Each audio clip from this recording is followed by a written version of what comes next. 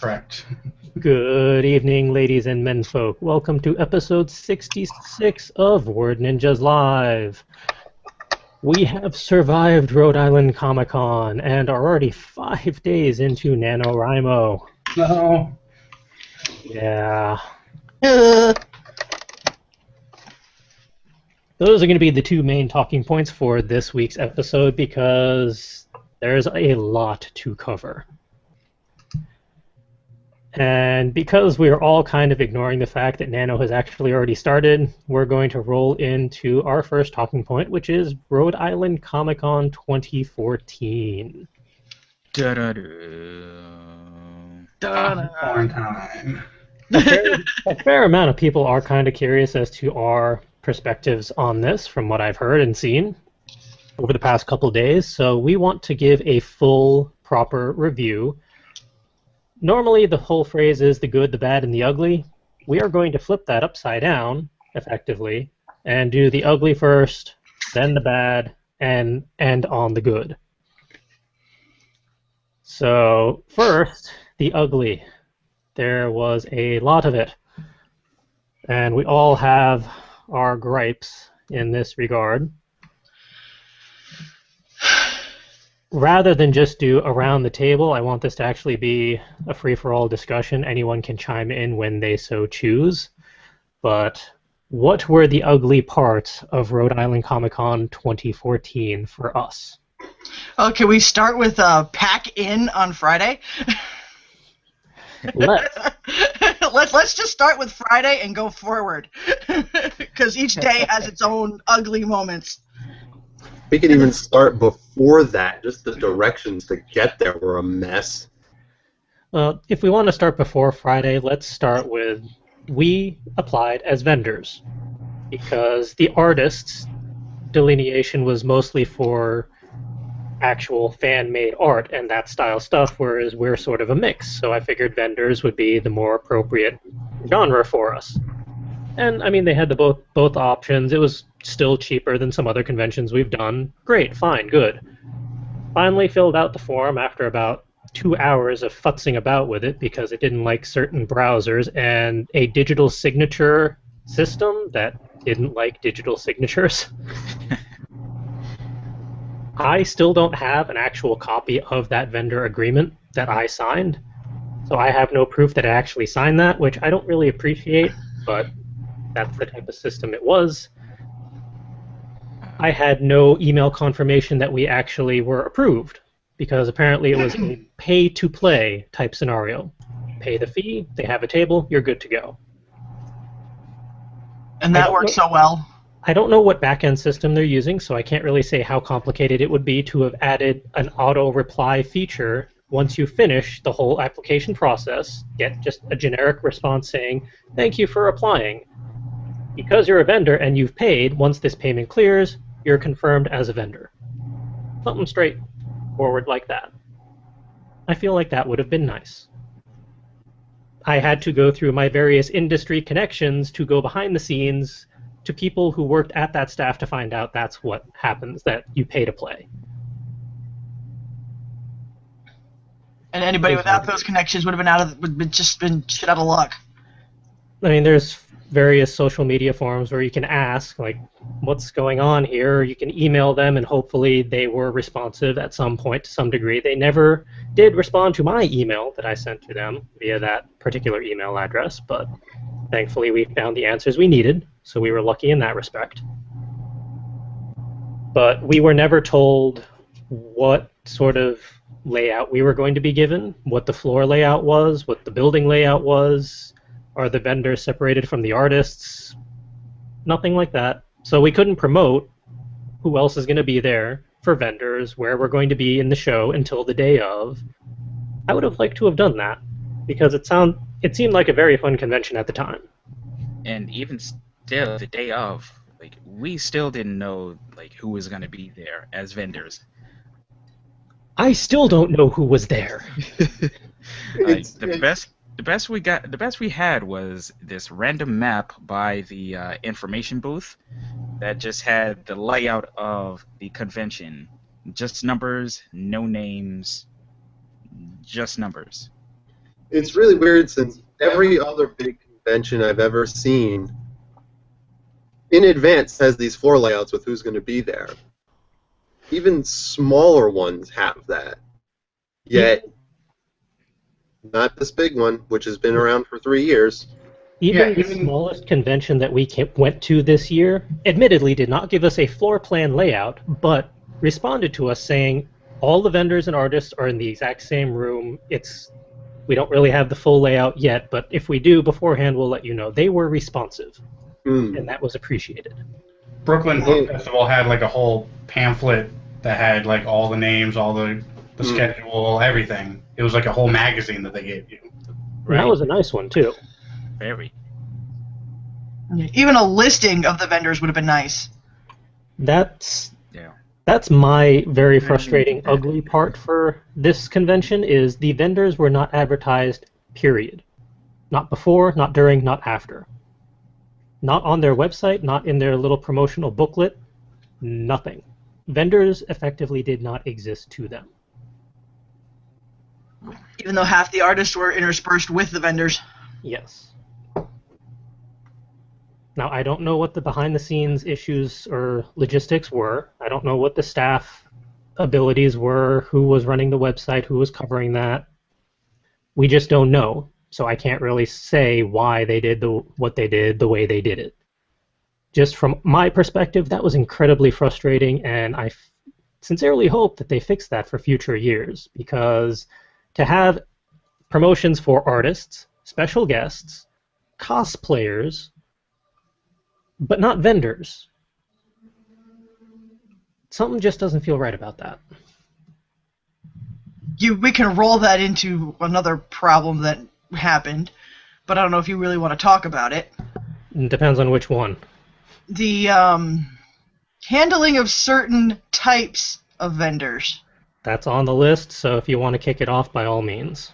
Well, because for me, it kind of rolls one into the other. And it makes that even seem worse to me, because they're not advertising vendors. We were unfortunately witness to not so legal vendors. And that even gives me even more of a sour taste in my mouth when you're purposely not advertising your vendors and then you have these types of people at your show. What are you trying to hide, and why are you being so sketchy about it? That's the way it feels to me. And the fact that when it was even brought to their attention, nothing was done about it. That's an ugly for me personally.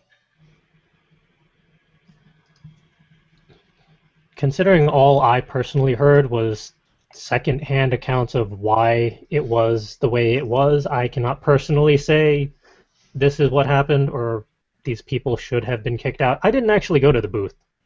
I was witness. I didn't have time, but yeah, I was witness to at least one first-hand bootlegger, and a friend of my own that was with us, and John, we love you. Him and I both actually approached security about it when we found the first booth, and of course we told them everything that was going on, and they're like, okay, no problem, we'll handle it.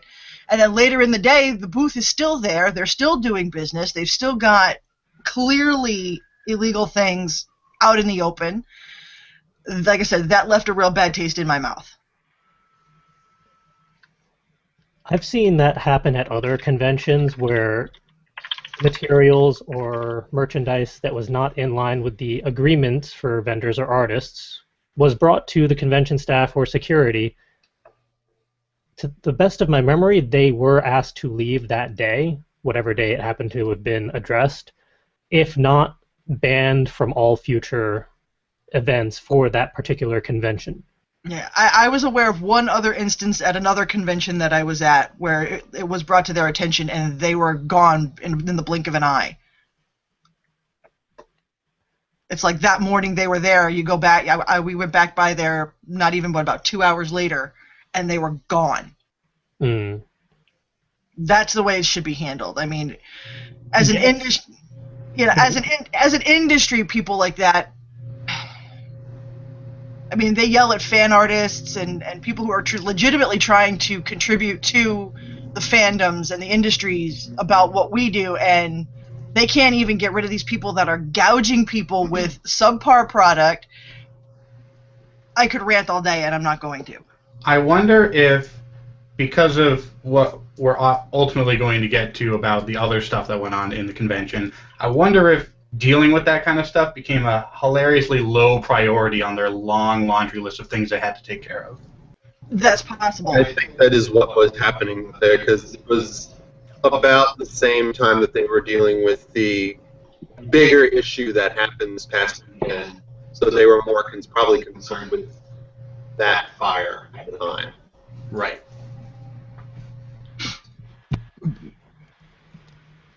Hopefully that is the case, because if that vendor happens to return for next year and does the same thing, that is just not even remotely acceptable.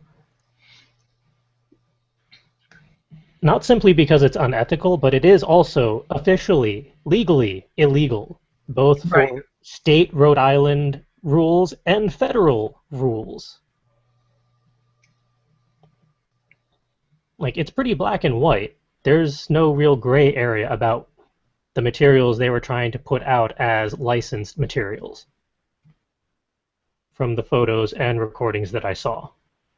Yeah, and like I said, seeing at least this one booth firsthand myself, it was clearly printer done slips in the cases. They were things that these things were even like yanked off of YouTube like 5 years ago stuff.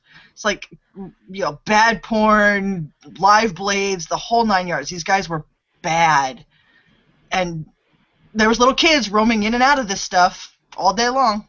Yeah, this was a very family-friendly convention in that all ages were allowed. They even had a little kiddie convention area. Did you say there was pornography there?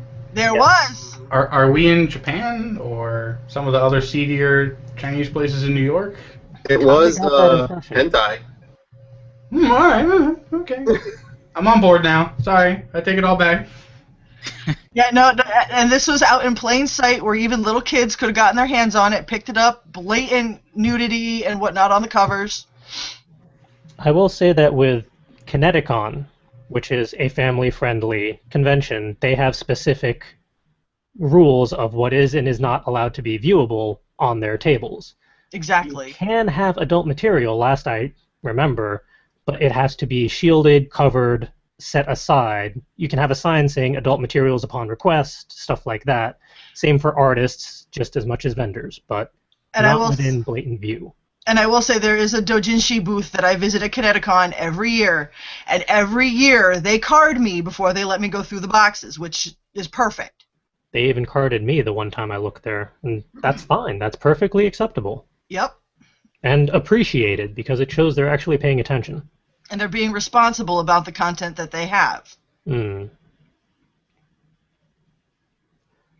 I'm all for the responsible consumption of pornographic material, but as long as it's responsible. Yes. Before we go for another half hour on this one aspect, shall we dive into the other part of the ugliness? Oh, you mean the multitude of anxiety attacks brought on by the claustrophobia? The other part. I was going to go with the not being able to count tickets issue. That kind of rolls into that point. Yeah. Yeah. Take it away. How do you... I have not figured this one out yet, and I've been reading all kinds of like YouTube stuff and Facebook stuff. I'm still trying to figure out how they managed to like triple sell for the weekend. So here's the numbers that I've seen in regards to this. Last year, they had 17,000 attendees throughout the entire convention time. So I guess both days. So I guess, really Google Voice? That's no. Going on. They had 17,000 people last year across the whole weekend, so individual days and all weekends, VIP packages, all of it. 17,000 people. From what I can tell, that building holds at most 10,000 at any single time. That includes staff, vendors, everything, the whole works. So 17,000 across 2 days, that's fine. You're just pretty much at the limit, presuming all those people flow through in a reasonable manner. They hit 20,000 people on day 1. Yeah. Because, from what I can tell, they were selling their tickets online through their website. So that's one outlet. They had Ticketmaster sales, which was not being synchronized with their website sales. Mm. And then they had a Groupon, which I'm presuming did not synchronize with the other two either. And they were selling at the door. And they were selling at the door through Sunday. So that's 4 distinct outlets, none of them synchronized to each other in regards to ticket count or head count. There is their first really big problem in figuring out why so many people showed up. And that is why the fire marshal was brought in and effectively shut the place down. No one could go in because people had to start trickling out. Because on Saturday, there were that many people in the vendors area and everywhere else, you could not move. And as thus, I'm sure Ed could attest. and thus we get into the claustrophobic panic attack mode. Just leaving the booth. And that was not appreciated. I think worse than that, I heard people were passing out because they were trapped in mobs and couldn't get to food or water or anything. That was just down in the hallway while they were waiting. I mean, we were lucky in that we had a little bit of food at the table and a whole case of bottled water, so we could at least stay hydrated. But regular Which was not easy to get in at all. Yeah. There was that, yeah. Which is another thing. I can understand no outside food or drink for patrons because, I mean, it's a little silly, but they want them to buy it from the convention center. But when you're a vendor or an artist and you're there all day, you can't always leave your booth. We're lucky that we're 4 people. Some artists, it's just 1 person at a booth. Exactly. They need to be able to bring in their own food and water.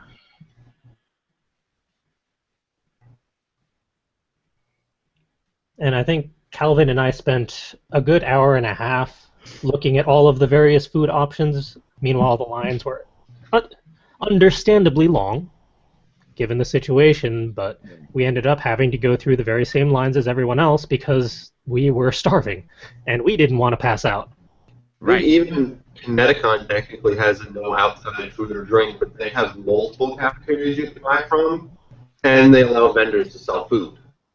Yes. And they will allow outside water. I think by state law they're required to in Connecticut. I guess Rhode Island doesn't have that law. They should get on that. Yeah. Meanwhile, Rhode Island Convention Center only had 2 places. Yeah, the little one in the corner in the dealer's room and that little cafe out on the main floor, right? No, they had 2 along the back wall, but they were exactly the same thing. And then they had the cafe outside of the vendors area, but that was it from what I saw. And the cafe outside was mostly just like candy. Yeah, I think there was a little counter behind that, but good luck getting near it. Yeah, the line for that was unreal. With that little cafe outside, that snaked out to the entrance, close to the entrance from the parking lot. Oof. I'm hoping for future years they synchronize all of their ticket selling efforts so they can better keep track of just how many tickets have they actually sold so that doesn't happen. Because that is not feasible. You can't have that many people coming in the same day. They need one place selling tickets, and that's it, because then they can track it. And no Groupons. Yeah, no Groupon. No Groupon. They jeopardized a lot of people that weekend. The patrons and those that run the convention center as well. That's not a good look for the convention center at all. mean, granted. In their official apology, they said that this is the first time in, what was it, 33 years that that convention center was ever over capacity like that. Mm. So go Rhode Island Comic Con for breaking a good tradition for the convention center.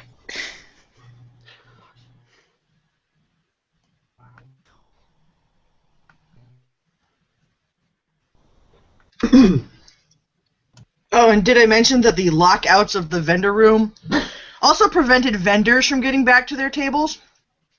And special guests for their various panels and signature time things, autographs. Yeah, their photo shoot, their photo op things, and That some people paid upwards of $300 to do. which is crazy in and of itself. But it is what it is. And of course, the people who missed it on Saturday were told, come back in on Sunday. So now you had all the people that wanted it on Saturday adding in on Sunday time. So surprise, surprise, it happened again on Sunday. They were a little more on top of it on Sunday, cutting people off before it got ridiculous. But Yeah, at least from the look of it, they were honoring the Saturday ones and people who had bought for Sunday before they were allowing anybody else to do it.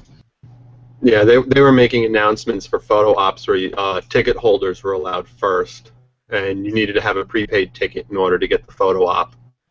And then after that, if there was time left, you could pay then and there for a photo op.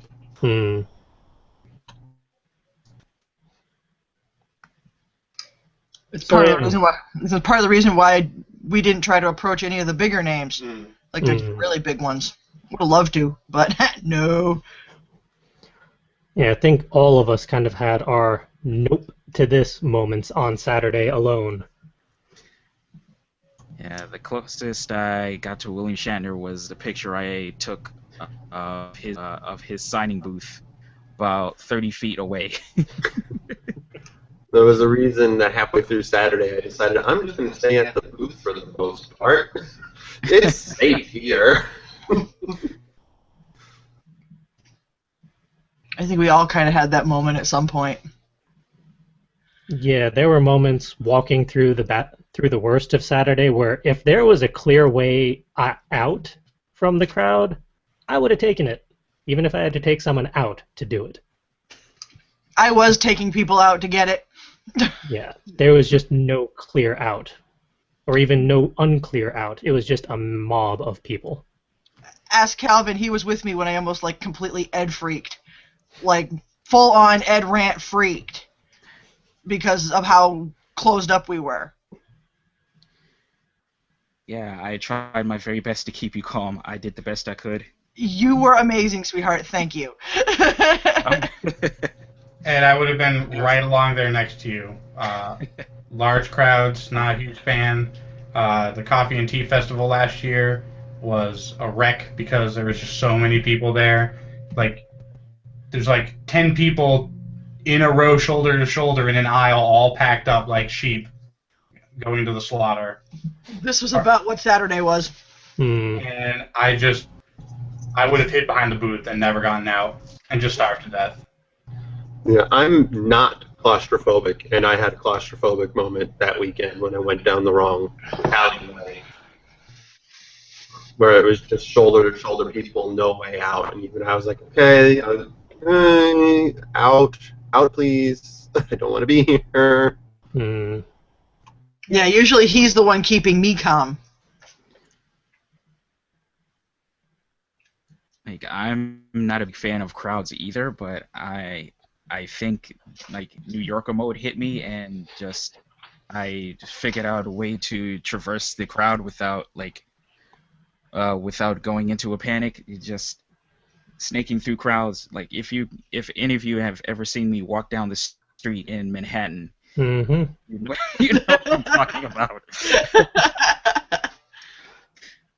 It's I've mastered the art of finding holes in crowds. It's like a human game of Snake down the street. And I've gotten that down from the art. And so I think that's what kept me from freaking out in that crowd. I was surprisingly calm throughout that entire weekend with that many people next to me and around me. Like I said, I don't know how you did it. It also could be the fact that I realized I needed to be calm for you, Ed, so you wouldn't freak out.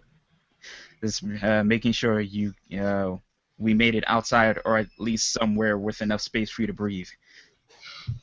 Yes. Even if it was just the back row of the dealer's room where the artists were. Because it was like that one stretch where that one row had like nobody in it, and I'm like, breathe. Yay! I can at least breathe. Now we gotta try and make it back across the room. Not happening. Not happening. I need it out of that room. Yeah, that art area was surprisingly calm and comfortable place to go. Whenever it got hectic, you just headed all the way over there, and it was nice and relaxing. Mm. And the artists were amazing.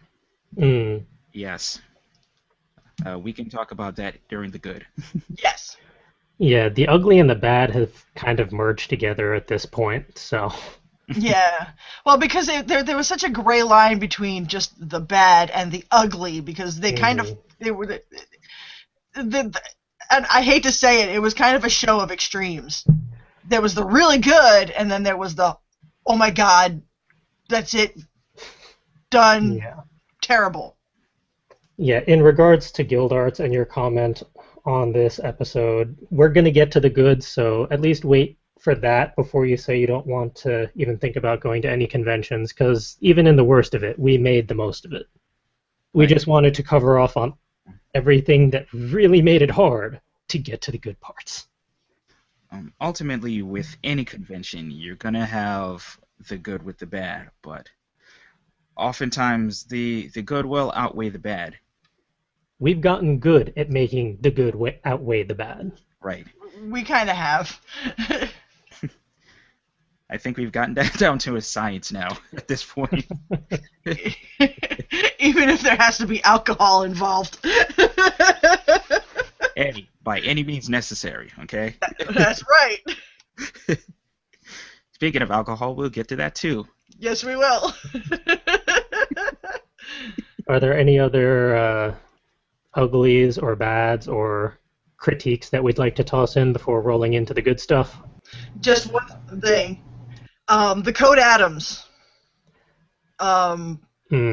They are supposed to do all clears, which I think we only heard one out of like the dozen or so that were called. Yeah, and that was only because it led right into another one. They went, all clear, by the way, here's another Code Atom. Yeah. Message. Which is funny because when they did the all clear, everyone started cheering, and as people were cheering, they went, we have another Code Atom. Yeah. And I think a lot of the Code Atoms were also a byproduct of the overcrowding and selling and whatnot. But still, an all clear would have been nice. Yeah. Just so that we, because, we have hearts, and we want to make sure kids get back to their parents. Right. And for those not familiar with what that code means, it means a child is separated from their parent. And they have either the parent or the child at a specific location, and they need to make the two meet.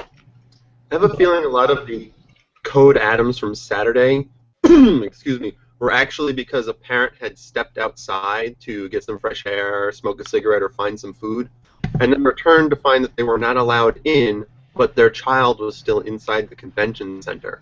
And the only way to get the child back out was to issue a Code Atom to get the child to come to the front doors. Hopefully that's what happened. Because if you just have one kid standing at like the TARDIS, meanwhile the parent is outside and can't get in, what are you going to do? Well, with how crowded it was, there could have been some legit ones where they just got separated in a crowd, and oh yeah, that was it. It was very hard to even... We went in pairs everywhere. It was pretty hard to stay in pairs, right, just going down aisles. Yeah, it was very rare, buddy. And we're like grown adults. Buddy system. Nope. Well, else. Grown adults is a bit of a stretch for us. Legally. Legal adults. We're legal adults. One thing that I found interesting throughout the weekend was the various forms of lack of communication, but one thing that I found hilariously sad was the lack of communication between the announcers. you mean the talking over Yeah. each other? Yes. Some of them had a good sense of humor about it, though. That is true. That is true.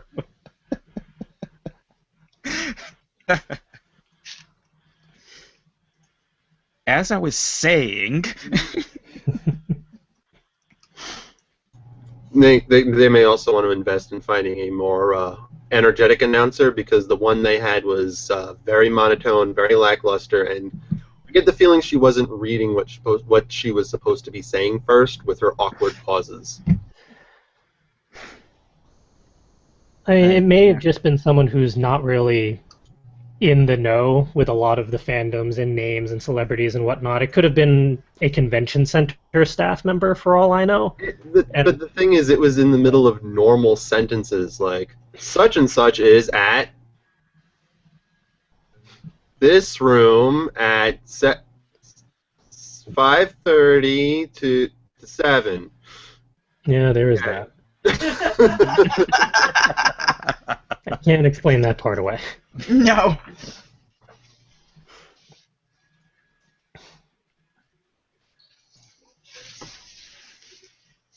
I think we might have covered all the bases on that respect.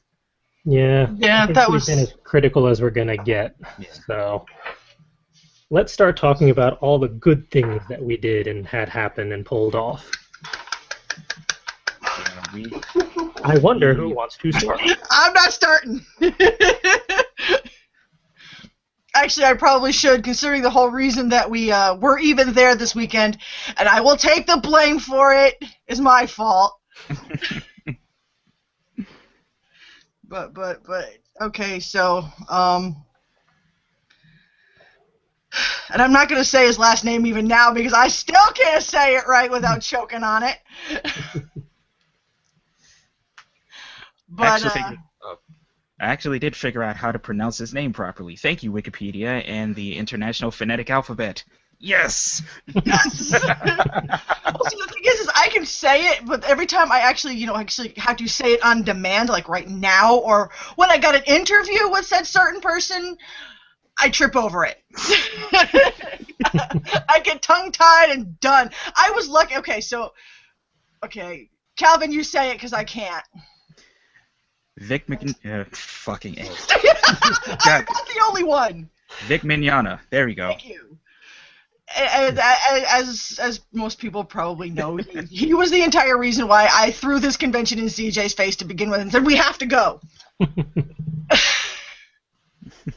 So, Saturday was an amazing experience. I actually got to meet him and had the picture taken with him and everything else, and life was great. That was definitely like a high point for me. That was the second on the list of high points for me, even though it happened before the first one. For those who don't know, who is this person? He is, oh god, what doesn't Vic do? Fairy tale. What's that? Fairy tale. Yeah, it's probably about the only thing he's not in. Yet. Yet. He's a voice actor, singer, songwriter.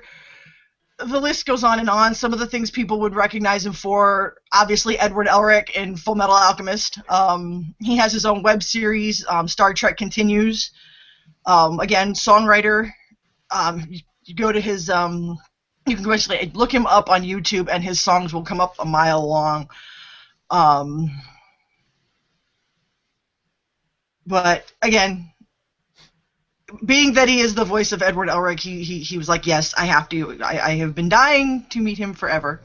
No, So, I would say the role of Edward is probably common vernacular even for people who don't follow a lot of anime. Yeah, most people would know him for that. Yes. Your average person. Like me. Yes. And then there are the crazy fan people like me that are like nose deep in his IMDb and yeah. But first of all, I want to say too that he is an amazing sweetheart. I was not expecting how nice. I knew he was a nice guy. I was not expecting how nice. Like, I can attest to that. He was above and beyond nice.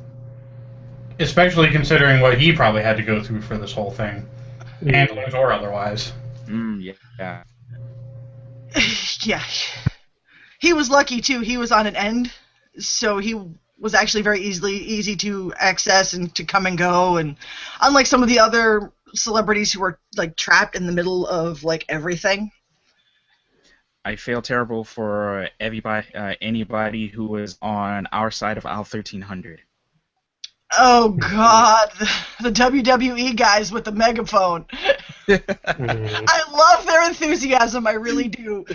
But a bullhorn in there was not necessary. Especially right behind our booth, they were so loud. You couldn't even talk over them. Oh my God, it was so bad. But okay, so yeah, like I said, meeting him was the top two highlights of my weekend. The number one highlight for this, and this is what Calvin can attest to because he was with me. Yes. I actually had the balls to ask Vic for an interview, and I got it. Yes. It was like 5 minutes, but we got it. And thus, I say again, he is more of an amazing sweetheart than I could have ever imagined. Like it flowed so incredibly well too. Like I can't wait to post it up. I'm done editing it. I just have to finish the Times video because I want that to post first before that one. It just says just to show how we got everything started off. But I have to say I am so unbelievably, incredibly proud of you. You did such a fantastic job in this interview. Considering I've never, ever, ever, ever, ever done one before. Right. Ever? You had the enthusiasm, the excitement, and he called me the best Hughes ever. He called me the best Hughes ever. Because I got to shove the picture in his face. His reaction to it, too, it was, you couldn't have asked for anything better. Like I said, he's an amazing man. There's a reason why he is one of my inspirations. Yes. He's one of my biggest inspirations as far as just doing what you love doing. So yeah. that just made it even better. He validated our reason being at this convention. Yes. Best interview we got at the whole convention. Only interview we got at the entire convention. Who are you trying to kid?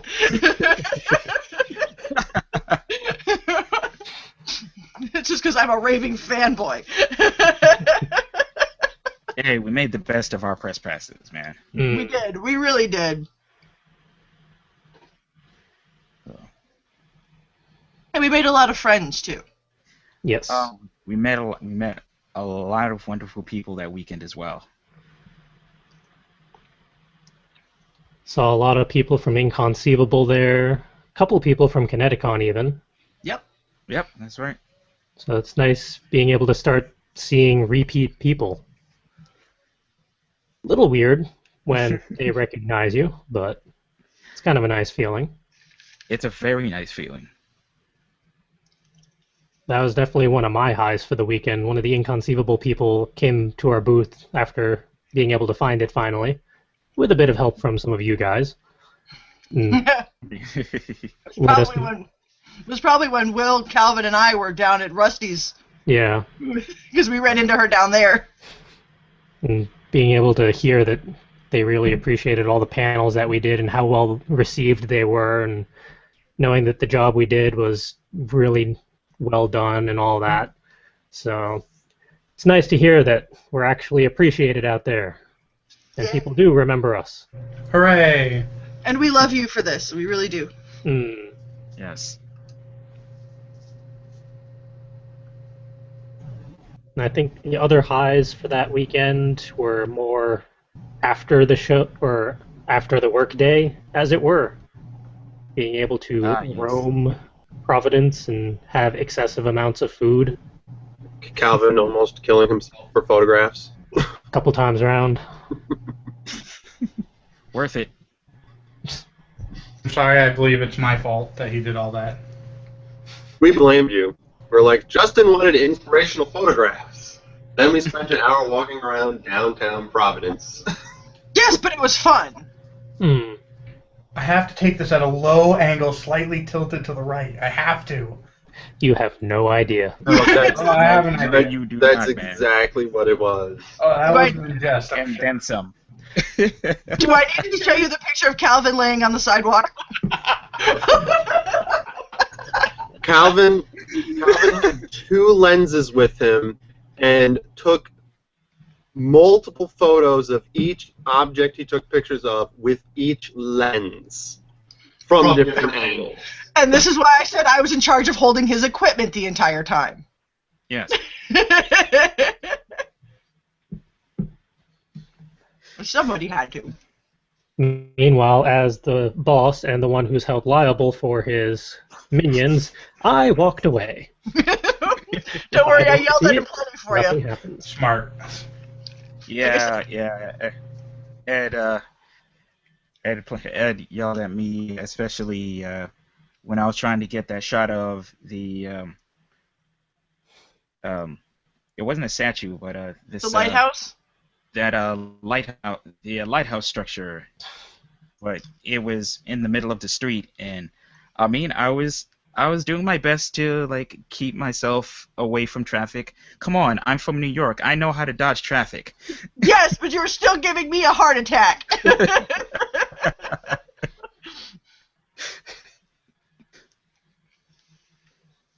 Long story short, I did get the shot. It's a beautiful Yeah, I shot. was happy. It better be posted on our website at some point. Along with the other 600 plus pictures I took that weekend. Hmm. That gallery is going to be amazing. It's oh yeah. I can't wait for you guys to see the last part of the time lapse. I wish I had taken more video of like random moments during the weekend, but I got a few like really good random moments that I'm tacking on to the end of the time lapse, and I think you guys will enjoy it. Please Uh-oh. tell me that my head dent is not one of them. Speaking of, CJ, get a little close to the camera for me. I think it's still there. Yep, it is. It's going to be there for a while.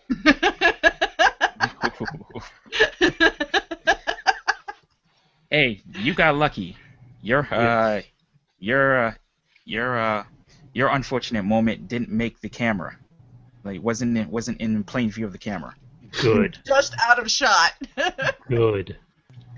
You are becoming your muse, though. Shush.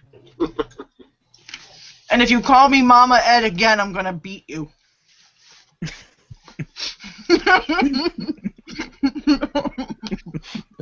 Well, that's what you get. You should have watched where you were going and listening the first time. I was watching where I was going, just not in every single direction. Yeah, the next time I Yeah, tell but you to put seriously. pressure on it, just do it. You would have stopped bleeding a lot faster. Seriously though, that looked like that hurt like hell. It did. But it was one of those like, okay, that really, really hurt, but I've had pain like that before, so it's probably not going to show. No, there's blood. Oh, crap. And he was just so deadpan, too, when he realized, oh, crap, I am bleeding. Oh, hello. Well, that's what happens when people prop those giant metal wire wall things for merchandise on a dolly, so it's at a slant. And then because of my wire frames, it was perfectly positioned, so the corner was right in my blind spot. I could not see it. I knew peripherally it was somewhere over there, but I thought I was farther away. So it just goes thwack. If it makes you, Thankfully, missing my frames, missing my glasses, missing my eye. if it makes you feel any better, I almost clocked myself on it, too. Oh, I almost did at least a half dozen times beforehand as well. That was the last time. Yeah. And Calvin clocking his head constantly on our cube wires. Scrubbing through the time lapse, there you only see one instance of that happening. like the main time that everybody except Will missed. Will was there for the big one. This was when CJ and I were going to move the car. Right.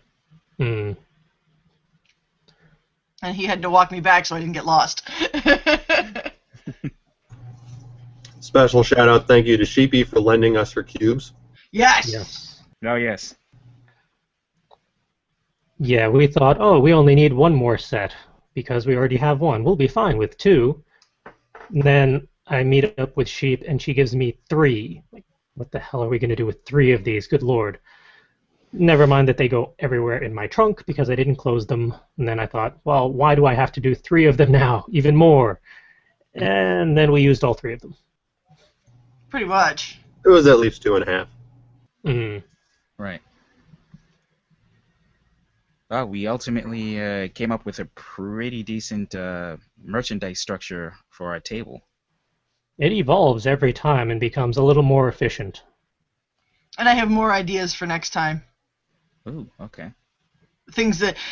One of the great things about walking around the Artist's Alley is I tend to pick up all kinds of stuff, and not just the art, but in talking to the artists and seeing the way they hook up their booths and things like that, and what works and what doesn't. So there was a few things that I had seen done that I would like to try with like our stuff at some point. Well, there's enough conventions out there that people keep inviting us to, so you might get your opportunity at some point. Hey, it's great to be wanted, isn't it? Yes. No, I don't see any of us complaining. Right. That's just more exposure. That's just more exposure for us. Not so much complaining as, okay, well, there's not really enough warning to coordinate this one, so next time. Yeah. I think I made the unofficial declaration of if it's like in state, preferably a 2-month warning or some such, and then if it's out of state, a 3-month warning, so we can at least discuss it and figure out viability. Right. And, if hotels are necessary and things like that. Yeah, no 1-week notices. Granted, Yeah, no. after all was said and done, this convention was the cheapest one for the year, between all the badges and the hotel, and even, well, maybe not the travel. Or food, but... The food included a massive sushi plate. Yeah. The Titanic. We sunk it. With enthusiasm. Boy, did we. One more awesome fun thing from the weekend. Yeah, that was a fantastic restaurant. It really was. Shout out to the Suma. If you're in Providence, stop in. Amazing food. Yes.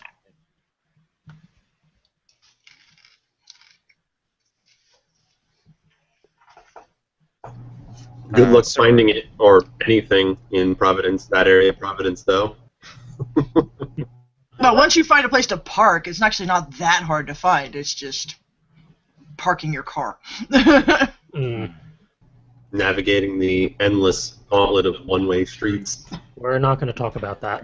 No, we're not. 'Cause it got me too.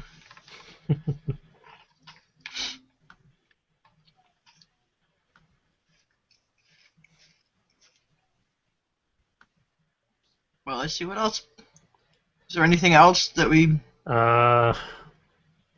It was kind of nice being like 3 very short blocks away from the convention center. It was just a straight shot down the street to get there. And the hotel was pretty nice, despite not being as accessible for wheelie suitcases as I would have liked. And karaoke night right below us. Yeah, could have been quieter.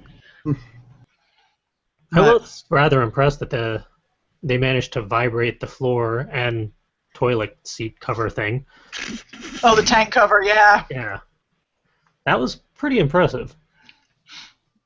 Too bad the singing wasn't. Yeah, it was completely unwanted, but we made do. We did. that was a pretty swank hotel. I really liked it. Yeah, it was a lot. I don't want to say ritzier than I expected, but This is It was- coming from a group that regularly goes to the Marriott or the Hilton for conventions simply because that's where the hotels happen to be. And this was a little swankier. I want to say it was more old-fashioned, like back when you had those grand hotels that lacked the 13th floor and whatnot. Hmm.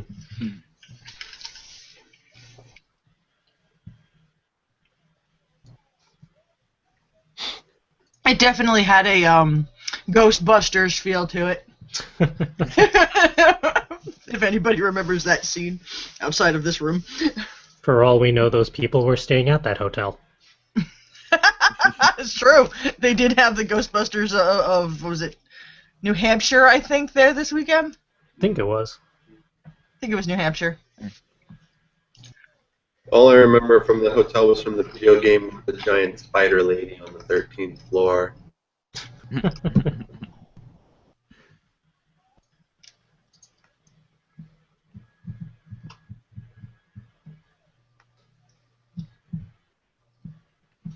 It's kind of a shame that Justin wasn't able to join us because I can only imagine his commentary.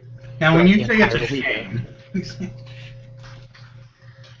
Well, there were several points where at least I stopped to think, I wonder what Justin would have to say to this. I wouldn't have even been able to be hospitality man at that point if I couldn't leave and come back. Hmm.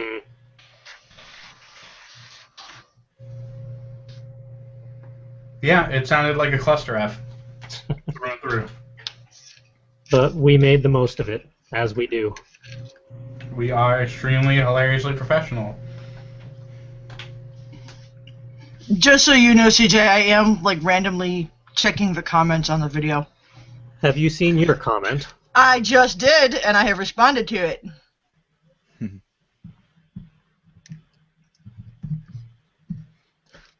Oh yeah, there's a couple of Call me videos. Mama Ed again. Okay. Not you. At least it's better than being called short. Mhm. You were saying, Calvin? Oh, Oh, for fuck's sake. So, while you guys were all at Rhode Island, Rhode Island Comic-Con, I don't know what anything is anymore. Oh, am I on mute? No, I'm offset. I was busy doing Inspire the Muse stuff at the NaNoWriMo events this weekend.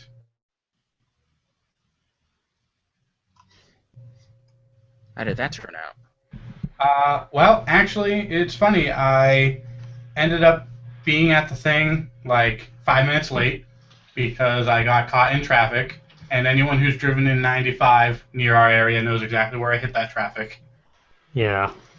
Because there's an off-ramp that has maybe a 3-car length before it hits an intersection. It's very poorly designed. So I ended up there a little bit late, and as CJ can attest to, I had work week of Doom as well, and work weekend of Doom, and actually worked all day on Sunday while I was at one of the writing events that I was hosting. So instead of writing my novel, I was logged into my work computer and doing work. Well, the first day was absolutely amazing. We had over 20 people show up.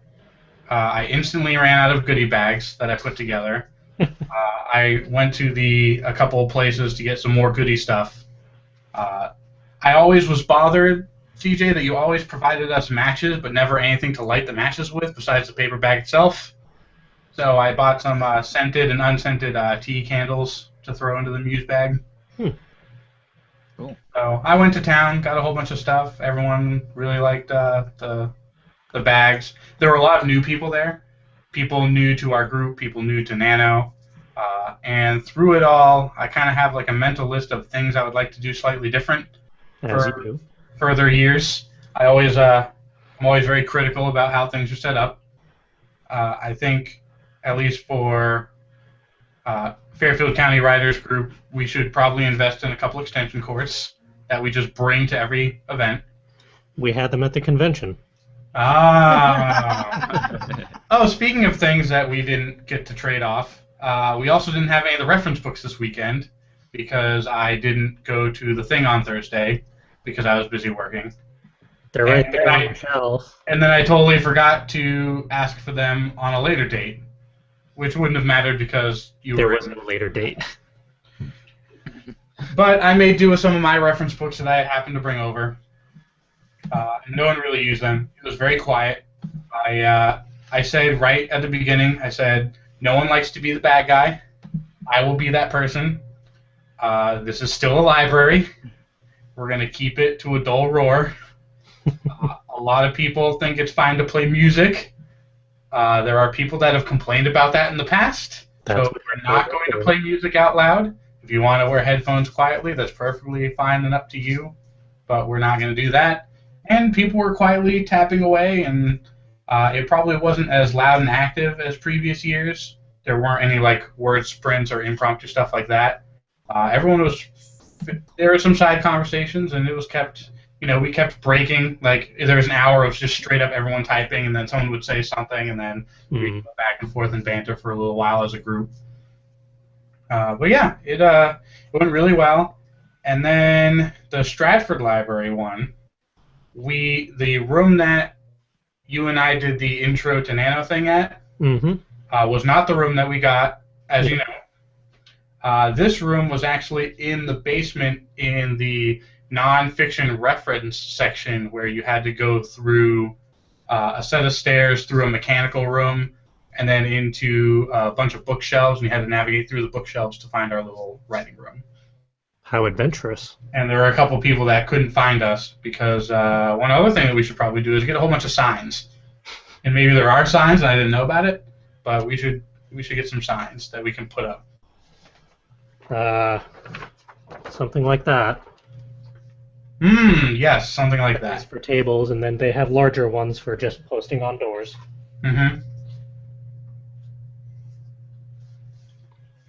Yeah, and then one other thing that would be cool to give out to people, especially new people that show up to the write-in events, is a little pamphlet that we can put together that has our Facebook group link, our contact information. We do have a full coverage writer's card, but it's not really specific to NaNo. There's some other stuff that could be added.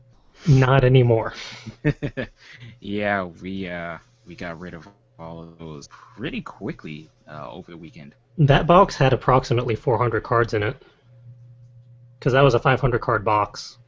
Well, we still have about 35 left, I'd say, then. Yeah, I mean, the box that was pretty empty we're not like empty, but I'd say we had at least about half that box when we started on Friday. Then about 250. And yeah, I think we had about a dozen left at the end of I think I Sunday. had 5. Huh, even better. I gave back everything that was in my jacket, I think. I think those were the 5.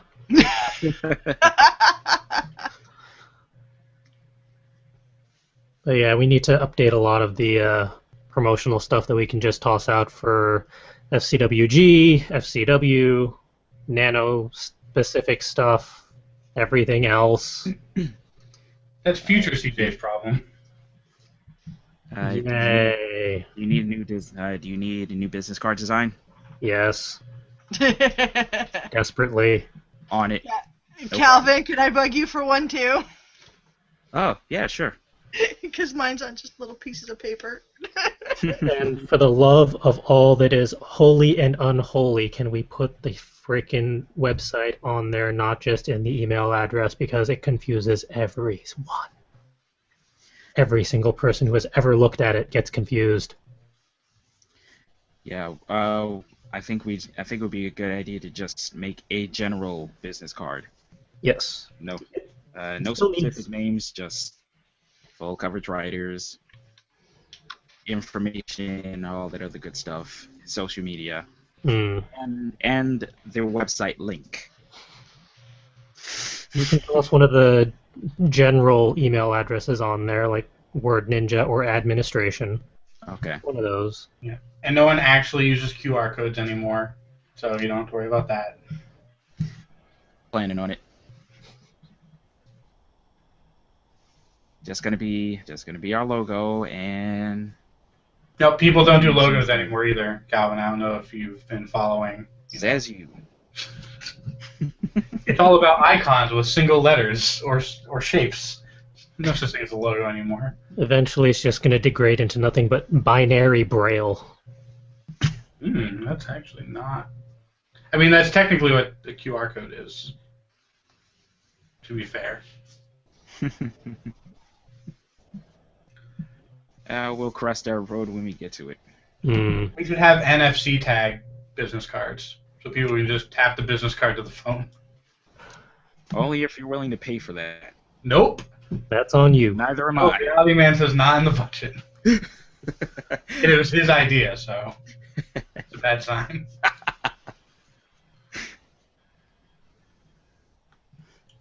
So that's what I was doing NaNo event-wise. Speaking of NaNo, how many of us have started? Hooray! So, Kinda. I have a double thing going on where, so I couldn't this weekend do any writing because I was working from the writing location, but also I am dumb and decided that I was going to type out my NaNo novel on a typewriter, which I also cannot bring to write-ins because this is incredibly annoying, and I wouldn't want to put anyone through that.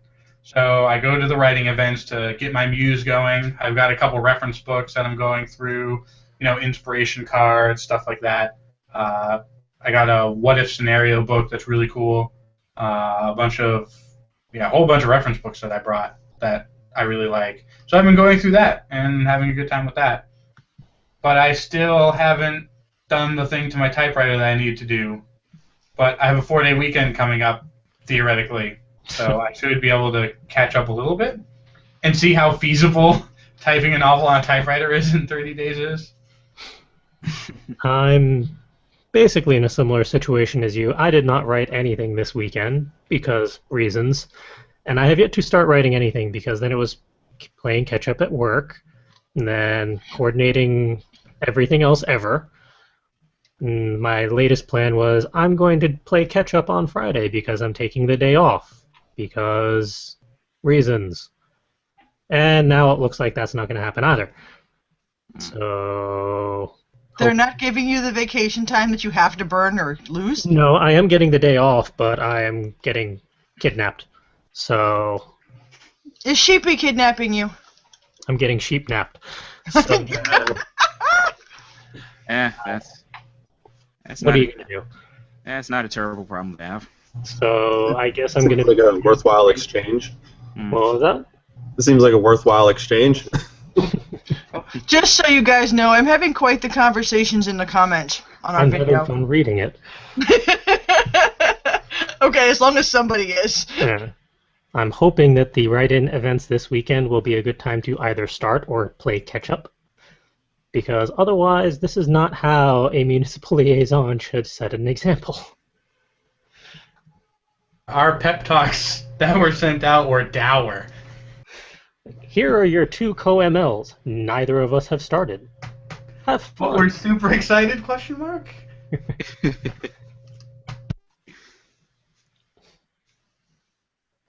I am excited to start my story, and I know once I start my story, the momentum will kick in and keep going, and it won't be as bad. It's just that initial start. The longer I wait, the worse it's going to get. If I'm good, I'll work on the train tomorrow since I got to go to New York. So that's 3 hours of uninterrupted, dedicated time. I'm not going to be conscious or happy, but I'll be on the train.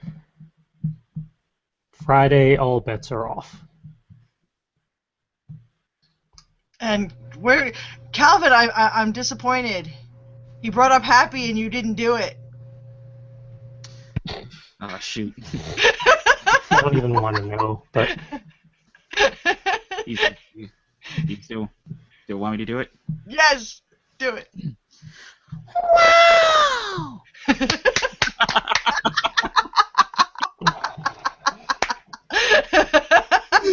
why? not. I'm frighteningly good at that. Yeah, For you were reference, Why do I recognize that sound? Hold on. oh, Wait. You played it and then you got a notification right after, right? yes, well done. Yes. So there you go.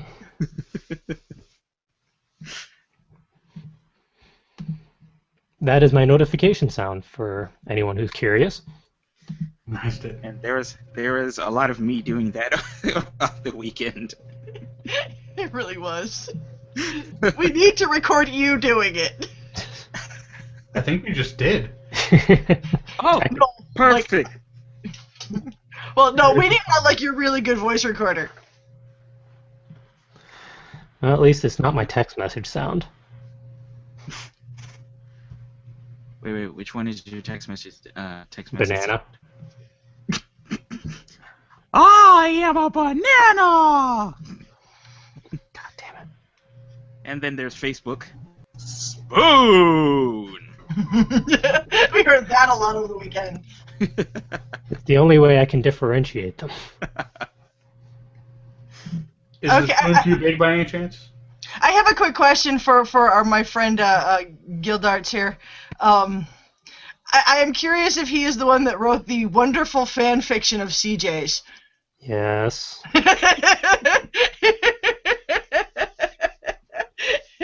Oh boy, this might be fun. I don't like where that conversation's going. He has invoked Ed. I don't like where that conversation's going. Yeah. We also did a live reading of that over the weekend. Oh, I missed it. That would have been fun. Was that on recording? No. Yeah, maybe. Was because we read it? Oh no, we read it at the restaurant, huh? Hotel. We didn't read that at the restaurant. No. Because I know we were recording for a while at the restaurant. I mean, at the hotel. The hotel, yes, not the restaurant. Yeah, I know. My brain it's fried. Like I said, I am medicated. Leave me alone. Okay. Now I have to scrub through the video and the audio. Although that was a very interesting conversation, ramblings that we got into while recording. Oh yeah. I was trying to explain earlier in the podcast. We had gotten a decent amount of video. Well, not a whole lot, but a solid amount of recording in the hotel during our downtime. And so that will be posted sometime this week. It's basically Moonshine Taste Test Part 2. Which, yeah, no. And I gotta thank Caitlin again for inspiring that one. Although we do have a recommendation of whiskeys in our comments for this video. Thank you, Peter.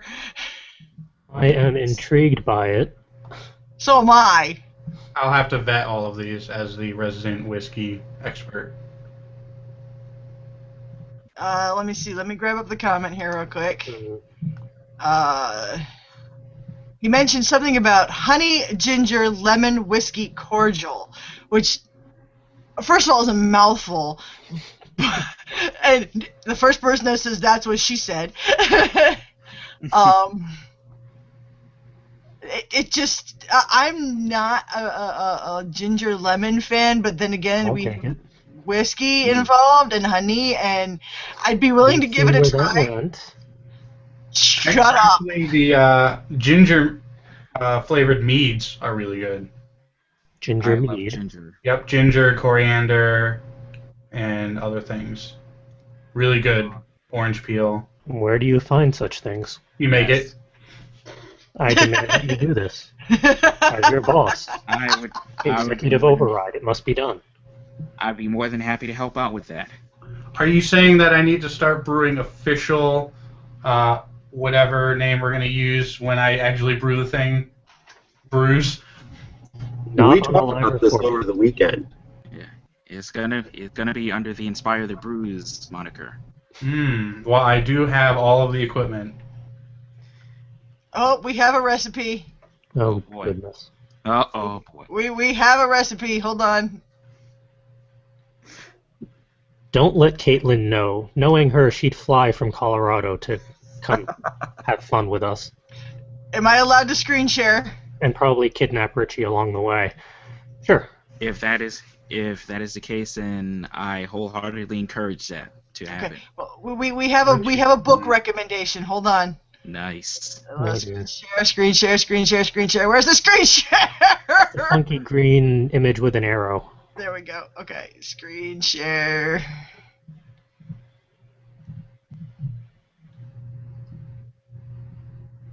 This podcast is getting really meta right now. Okay, so the wonderful cordial rest that I mentioned a moment ago from Peter, he said he found in this book cordials from your kitchen, easy, elegant liqueurs you can make and give. Nice. Ooh, I want to make homemade ouzo. That would be fun. It says it's here. Dangerous, but fun.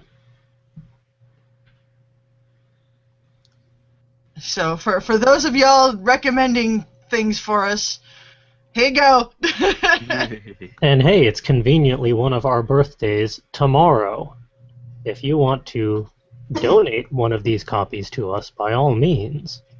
Oh, do we need to sing happy birthday to a certain fearless leader before I the will night is out? boot you all off this show. I ain't singing no songs. No. Where's the mute button? Okay, I'm going to turn the screen share off now. Okay. Stop. There we go. No. Wait, no, 2 days. It's Wednesday. Feels That's a right. lot later in the week than it is. It was a long weekend. Yeah, that kind of threw things off. Uh, I do enjoy those weekends, even though we're technically working like 10-hour days. It It's a doesn't lot of feel fun. like working. Most of the time.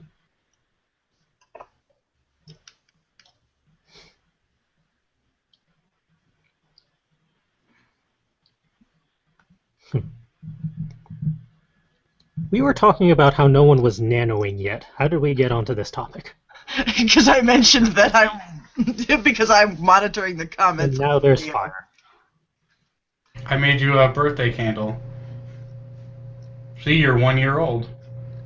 Wait. Where's the button? Eject. No. I gotta keep remembering to mute myself as I'm dealing with our comments.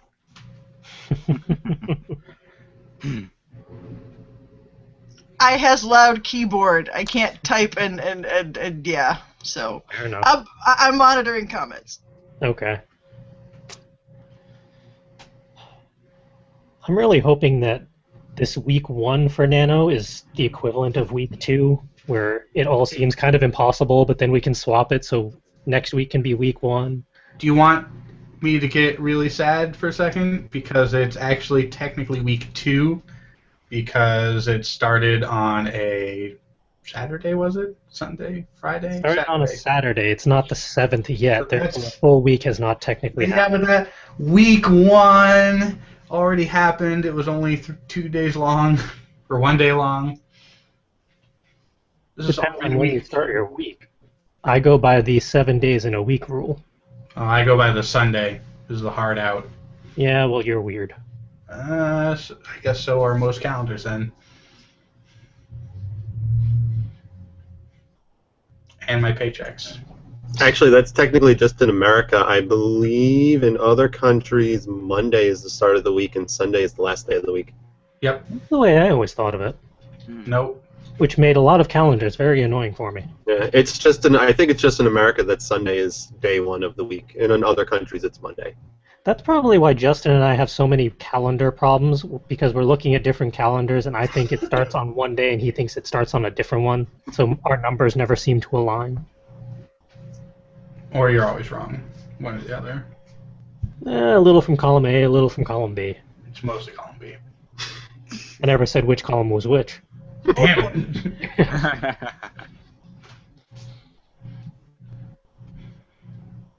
Well, you know what would be nice, CJ? Is if we had some sort of inspiration, some sort of food for our muses that we could potentially use to continue our nanoing, or even starting our nanoing, as most of us are finding ourselves at. If only. If only we had a section in our podcast literally dedicated to just that. That would be rather nice, wouldn't it?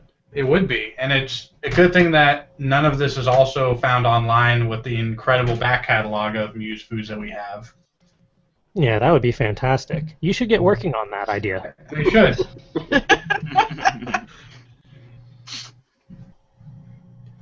Oh, where is that? Oh god, so many notifications. Yeah, This isn't my fault, is it? No, it's just comments. I get notifications in 20 different places in 20 different ways. I get like an email, and then I get a YouTube thing, and then I get a Google Plus thing, and then some of those send emails. Now I know how Natsu feels. And the last one I see is, whiskey is a food. I don't necessarily disagree with that. It's made from grain. It's a liquid food. It's technically food. Kind of like how wine can be boiled down effectively, semantics-wise, into fruit salad? Yes, sure. Although that may be considered distillation, which wouldn't be legal. But on that awkward note, let's do some muse food, shall we? yes. Oh, right. Screen share silliness. Move everything over. Hey, I recognize some of these one-liners. Go to the correct window, press the screen share, do the thing, hide all the porn. Okay, there we go. As with every week, we provide all sorts of various creative prompts. And it's time for said prompts. If you're new to this show, we provide a combination of one-liners, some one-worders, a combination of Rory's story cubes, a musical prompt, and an artistic prompt. The cubes are actually aligned this time. I'm so proud of you. I was tempted to shake them and then screen share it or screenshot it, but I figured I'll be nice this time around. Excellent. Just wait until next week, though. Mm-hmm. Oh god. I'm frightened. I was going to say we normally do 10 one-liners, but I just copied and pasted from some of our convention stories this week and didn't count them, so I don't know how many there actually are. 1, 2, 3, 4. There's not 10, but close enough. Yeah, they're good ones though. Yeah. And 1, 2, 3, 4, 5. Hey, we have 5 segments and 5 people. That's rather convenient. I don't know how to read music. I'll take I'm the do the one-liners because I know where the first one came from. I'll take the music one. You can all fight it out, Coliseum style, for the others. I suppose I should probably take the artistic one, huh? Mandatory volunteerism. There we go. Cubes. I'll do cubes. Okay. Or if you don't want Calvin, I'll do the one-liners. No, I was muted. I wanted to do the one-liners. Oh, then you do it. Yeah, I was going to do the one word. Okay, then like I said, I'll take the art prompt then. We should do this ahead of time next time. I missed this quality content? Oh, what fun is that? As we've learned in previous attempts at everything, being ourselves is best. And this is ourselves. Yes! For better or worse, mostly worse. That's what makes it better. All right. Nope. So, our one-line writing prompts. Who am I getting an echo? Yes. Yeah, you're the one-liners. Yep. Mute. Oh, sorry. Sorry. All right. So the one-line writing prompts this week are: he told me that cigarettes taste awful. Meanwhile, he likes strawberries. I've never used something so archaic before. I remember hearing that one. When in doubt, write something dark to elicit an emotion from the reader. It was terrible, but some of the zombies were very fashionable. If you can be anything, be a unicorn, wrote a small girl locked in her bedroom. Man, it's hot in here. And there, in the depths of my soul, lies the one true treasure that will cure the evils of mankind: pizza. Beware of the dwarf. And those are our one-line writing prompts for the week, even if some of them were somewhat ad-libbed. Mainly that first one. A little bit. A little bit. Probably for the best. We can tell Justin about it later. All right. Your one-word writing prompts for this week are as follows: doorbells, expiring, spear, vision, whisper, kindly, obsidian, clockwork, headphones, and exercise. Today's story cues are: what I choose to believe is a man eating a giant ice cream sandwich because that is too large for a regular cookie, and I have had an ice cream sandwich that was that large before, and it was not a good choice.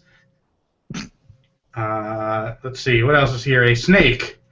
A person that attempted to catch something, but the thing fell quite a distance away from where he was trying to catch. I see an egg with a large crack on it. It's probably not a velociraptor, but I don't want to take any chances. There's a horrible alien face. There's a kid who has an evil shadow for a shadow. There is a delicious-looking mushroom, and by delicious I mean hallucinogenic. And there's a large man looking at a small man who is looking back at the large man, or there's a trick in perspective, much like the Lord of the Rings movies, where that second guy is actually hilariously far away. And then the last one, it's kind of hard to see on my low-resolution screen, but it looks like a guy is punching the other guy repeatedly into the stomach. Can someone clarify that picture for me? Yeah, it's two people fighting pretty dirty. Okay, so that was not my horrible imagination. Nope. Okay. All right. And those are your animated story cues for today. The musical prompt for this week is a dotted half note C, dotted half note A, whole note G. And if there is a musical joke in there, I am not familiar enough with it to know what that would be. Wait, you sure that second note's an A or an E?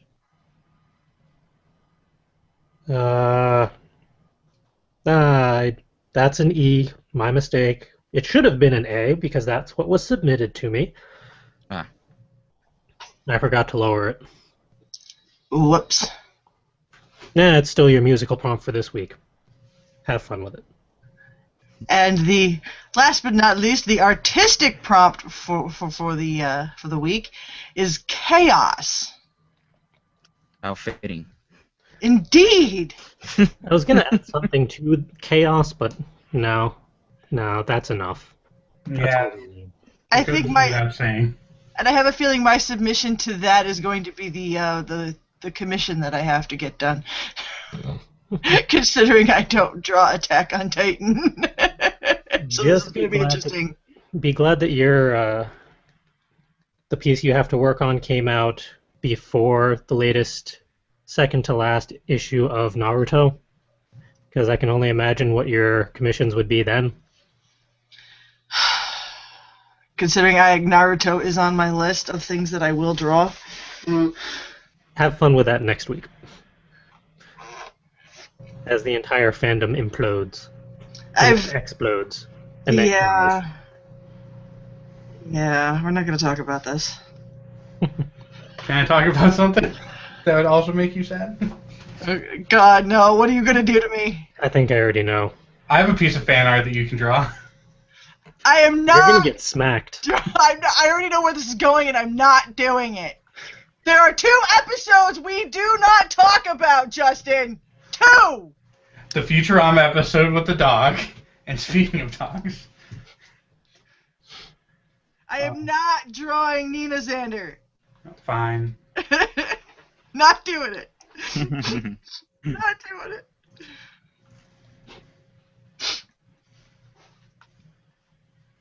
Right, I might do it. If you're gonna do it. On that note, what's the next segment? Oh, hey, productivity highs and lows. We have those. For productive this weekend? I guess it encompasses the whole week. Yes, not just today. All right. What sort of productivity highs and lows did we each have this week? Going in order, hey, it's my turn. There were several, this is how we're going to make this work type of moments throughout the weekend, despite all of the chaos. Admittedly, it was mostly after work hours, but we had some pretty good moments of this is what we want to do. And that was really nice. And very much needed, I think, for all of us. We're still working on the whole how do we make that happen part. But at least we kind of have some ideas now of where we want to be heading. Is there any recordings that I could peruse, even in their raw, unedited form? That would be on Calvin. I have nothing uploaded just yet. Oh, you can just send me directly, or maybe they're too big. Yeah, they're pretty big files. The audio's pretty large. Maybe I can Dropbox them or some sort of cloud storage. All right, yeah, we'll talk about that off the air. Cool. Thank God I brought it up on the air. The high-low was Chaos Con, as we've detailed already. And I'm just going to say, effectively, I've survived another damn year of life. I'm 2 days away from 29. It's close enough. I was going to say we technically don't know that yet. I'm working on surviving 2 more days.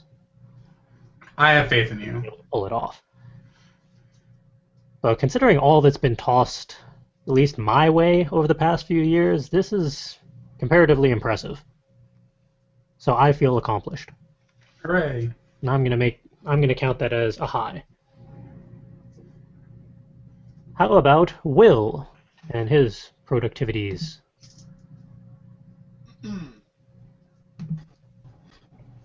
Okay. Let's see, my productivity very, very awesome high was that I completed and posted chapter 25 of My Roommate's a Stripper before the end of the last month. Yay! Before we went off, it was the 30th, before we went off to Rhode Island Comic Con and all the chaos happened. It's the first chapter I'd posted in, months and months and months, so it made me really happy to complete one and get it posted. So that's a very big, emotional, successful high for me. Downside is I'm unsure how to start the next chapter. I know mostly what scenes I want in there, but I'm still finagling about exactly how to go about the next step. But I definitely want to do it this month because I'm going to include a Thanksgiving scene, and it seems appropriate to release it in November. But for now, it's sort of a semi-low because I'm just sitting here going, word make. And then, of course, there was the surviving of Rhode Island Comic Con, which is just a high, a low, everywhere in between. We had everything this past weekend. So that's pretty much it for now. And how about Justin? All 3 of mine are lows, but with high twists. So on, I can't remember if it was Monday or Tuesday, I had somewhat of an existential crisis, and then I had to look up what and Oh, I spelled it wrong on this page. That's why I can't pronounce it correctly. Or no, I did it right. Existential crisis. I had to look it up to make sure I was actually having it, and it turns out I was. And I decided, I'm gonna just have to get over it, and that's sort of what I did. And I'm gonna try not to think about it for a little while. Maybe do some writing on it. We'll see. But for now, everything's fine, pretty much. Starting NaNo late is a low, but the outlook is still good. I do have the typewriter gadget thingy that I have to install. There'll be more on that next week. And I'm really excited to start typing away on it. Like, I still have that passion and the excitement in me. And so hopefully that will propel me to get a really good start on it. I'm sure it will taper out and now fail over time, but for now, keep that as a high. And then third, the work of doom comes to a hilarious close.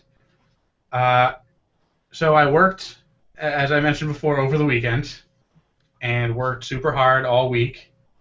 And then come Monday, talked to the customer, and I'm like, yeah, I plan on delivering everything, in the next couple days. I know you have a very important meeting that everything has to be, done by, in 2 weeks. And he's like, oh, that meeting? Oh, yeah, we moved that to the middle of December. And at that point, I basically hung up and walked out of the room.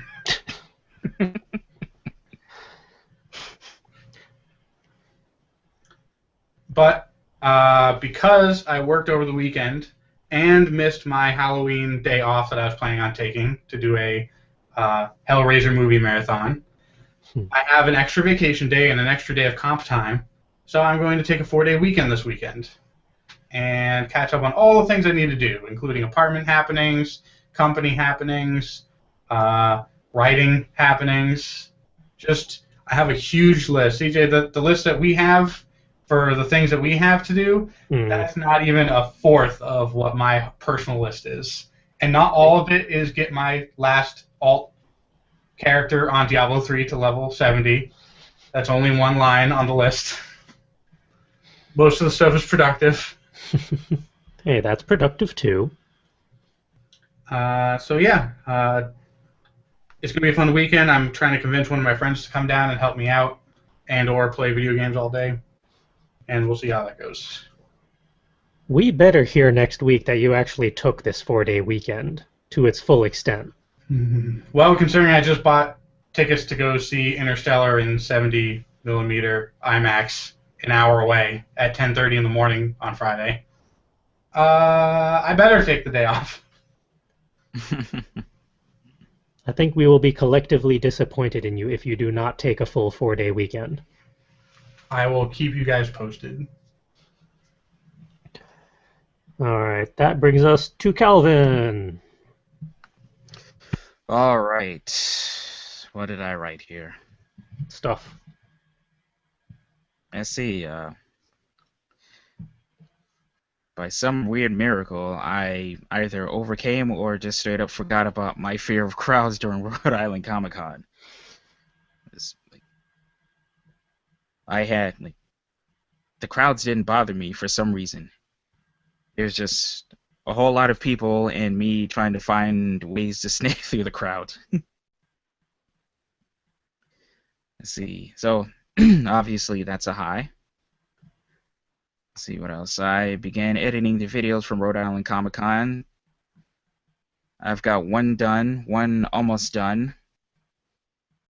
And side note, I have to complete the song that I was working at. I started putting together this past Friday to complete that video. So that's automatic new completed song. So sub high. Hooray. And just after this convention, I just have a general boost of confidence, especially being able to accomplish everything I did, all the pictures I took, all the people I got to meet, all the stars I got to meet, between Vic, Brian O'Halloran from Clerks, I got to chat with Richard Horvitz for a little bit. I met Rob Van Dam, Mick Foley, and the Acolytes. So, that was my high school fanboy moment right there.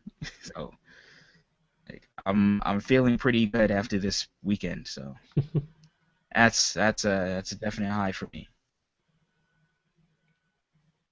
Yeah, I haven't followed wrestling since first college, but it is pretty impressive the lineup that they got for the convention. Yeah, definitely. I'm sorry. I'm kind of sorry I missed Booker T, but I wasn't going through aisle 1300. Why ever not?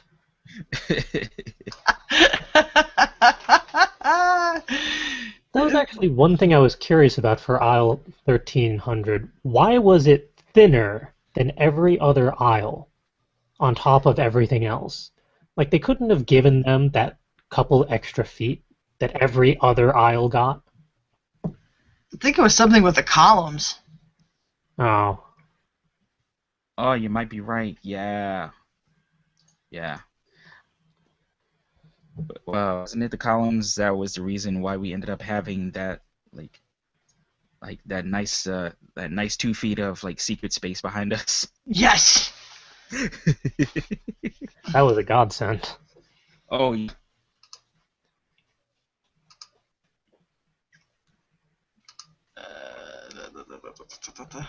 Alright, that means it's the last person on the crew's turn to talk about stuffs. Oh, you mean I have to take a break from the comments? Hold on. At least for a minute. Hey, I've been having fun. Okay, leave me alone. But it's my job to pester you people. I know it is. Okay, so of course my high and low is very similar to just about everybody else's, with the craziness of Rhode Island Chaos Con and the multitude of anxiety attacks. But that was a low, but not killing anybody because of them was definitely a high. I do appreciate the lack of murder. Is Rhode Island Chaos Con something we came up with, or is that a thing that's going around social media? It's a, People beat us it's a to it. thing. That was a trending topic Saturday night. That's beautiful and poetic. Yeah, it is definitely a thing. It's not ours. Hmm. We can't claim credit to that. But, That was actually I'm sorry, go ahead. so that was the tag going around. I know, at least on Facebook. Mm. And Twitter. I didn't see Twitter, so. Yeah, So.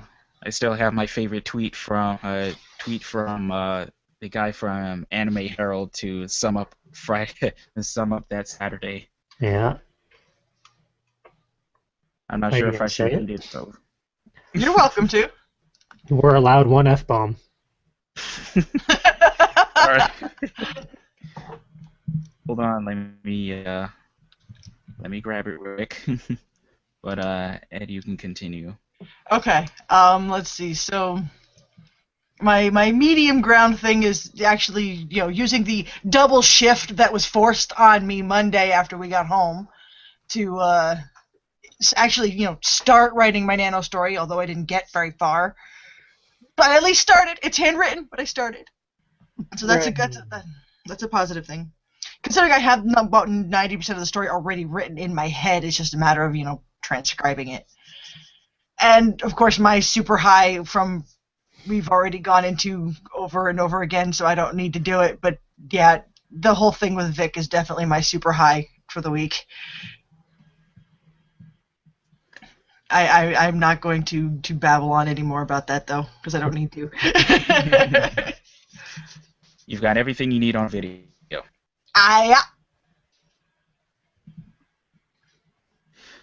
Okay, so here's the Twitter post from Mike from Anime Herald. So, Rhode Island Con done fucked the dog this year. Kind of got turned away at the entrance this morning. Interestingly enough, the term "fuck the dog" precedes "screw the pooch." Huh. And now that you've said it twice, we're now rated R for this episode. Yes. Woohoo! Explicit. All the cool people are doing it. We got nothing on the Fairy Tale podcast, at least. At least we give people fair warning. Yeah. We gave him fair warning. Yeah. Alright, back to my comments world. Yep. So those are the productivity highs and lows from us for this week. Let's see. What else do we got for a show? We have a segment that doesn't exist yet in the show notes. Okay. Well, for events, that was it. We got nothing else on the calendar for this year, and I don't really want to put anything else on the calendar for this year. That being said, there's a lot of stuff going on even in January that we're going to have to talk about off the air to at least discuss in a rational and respectable manner, not just say F no. At least not outright. We'll see. I'm glad our Skype chats aren't public. Yeah. That's pay-to-play premium content. Yep. No one needs to see that. We do have bootleg things on the Skype chat, so that's appropriate. Wow. So as I was saying, events. None left for the year. I mean, most of us are participating in NaNoWriMo throughout all of November. At some point. At some point, eventually. And the only other event we have confirmed is Kineticon 2015. Everything else is still in discussion. So keep an eye out. Once we learn more or confirm anything, we'll toss it up there accordingly. And seeing as we've already ran an hour and 50 minutes, I'm sure Justin is already getting cranky. Oh, I mentally told myself this would be to the 9 o'clock podcast, so we're still good. Oh, well, in that case, let's add something else to the show then. That's fine. Are you sure? Yep. I'm sure we can find something. No, yeah, keep going. All All right. that, baby. All right. Well, with that, that's going to actually wrap up our show. We've said our piece in regards to Rhode Island Comic Con, talked about how NaNo hasn't really kicked off properly for most of us, and all the other things that we like to ramble about in our regular episodes. So, with that, let's see here. If you're watching us, you've already found the YouTube channel. Congrats. Eventually, this is going to be pulled off for audio so I can toss it up onto the Libsyn feed. That has been a roller coaster of activity because I'm also still trying to put the backlog on there, but what is it? inspiretheMuse.libsyn.com is the full audio feed for both all of the Word Ninjas live episodes and the not suitable for Word Ninjas podcast episodes. As many of them on there as is feasible have been posted. We have limited bandwidth per month in regards to uploads, but I'm getting there. So if you're more of an audio person, by all means check that out. If you're more for social media, you can chat with us via Twitter at FCWordNinja. Tumblr is fcwordninja.tumblr.com. And as has been raised, yes, we are going to work on the tags, so if you search for some stuff on our Tumblr page, you can actually find it. And I'm sure people will remind me of that regularly because I'm horrible about tagging. Is it on our list of doom? Probably. If not, it will be. Okay.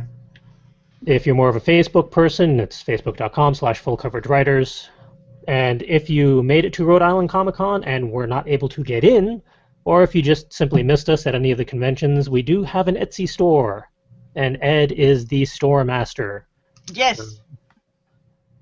It's etsy.com/shop/fullcoveragewriters. If you have any questions or anything, send it to shop@fcwriters.com. Store. Store. At I was fcwriters.com. close. Only Or- a minute off. Yep. But yeah, we have a majority of our stuff up there for you to peruse if you missed it at any of the shows. Definitely worth checking out. And it helps support us so that we can do more of our crazy shenanigans and endeavors and go to more conventions so we can get other interviews with fantastic peoples. And I am always open to new product ideas or suggestions, so please send them. I have one. Uh-oh. This is one I would like to work on, and I'll tell you about it off camera. Oh, dear. okay. Okay, that's fair. Well, on that note, moving on then. This podcast and all the other crazy endeavors that you see is brought to you by Full Coverage Writers. The website fcwriters.com has the entire backlog of our podcasts, all of the interviews and event stuffs that we have, all of our worksheets, workshops, all of the Muse Food backlog, everything on there. So definitely worth checking out if you want more inspiration or just more distraction from us crazy peoples.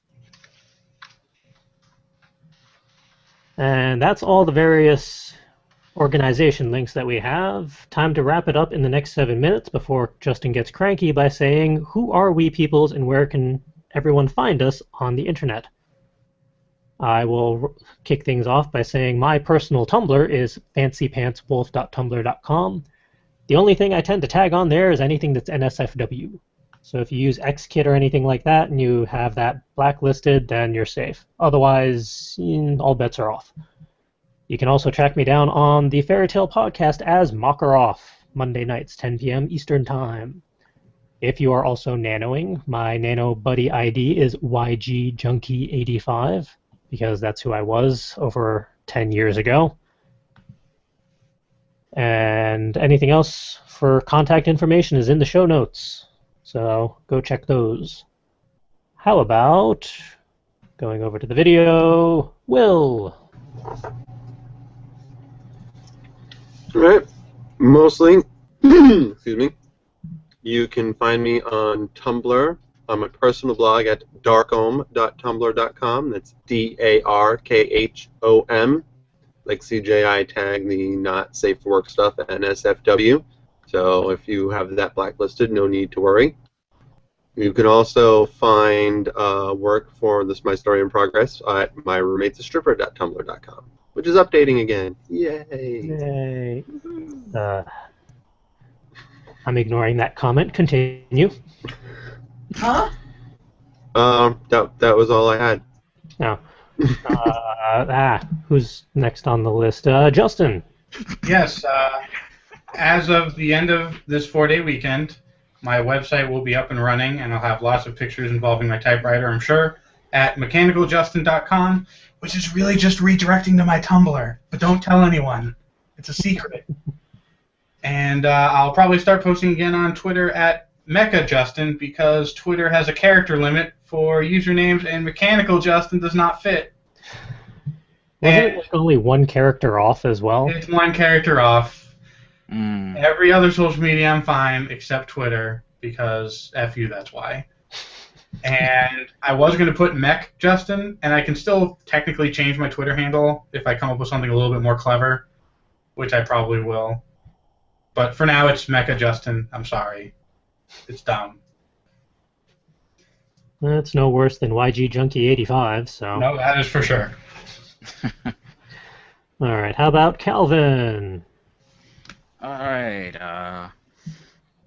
like I mentioned last week, I have 2 Tumblrs now. I got my everyday Tumblr, which is instacal.tumblr.com, and my creative Tumblr, stateofcalvin.tumblr.com, which is where I'm going to be posting songs, rants, and other creative and personal things that happen to come to mind. Oh yeah, you can also find me on Twitter and Instagram at CCWII. So there. And rounding things out, our resident shorty, Ed. Ooh, he's not going to like that. Not one bit. And it's muted. Still muted. It's probably for the best. Give it Hey, I was working on fixing my contact information in the show notes. And my keyboard is loud. And this, I have one thing to say to you, fearless leader. Only one thing.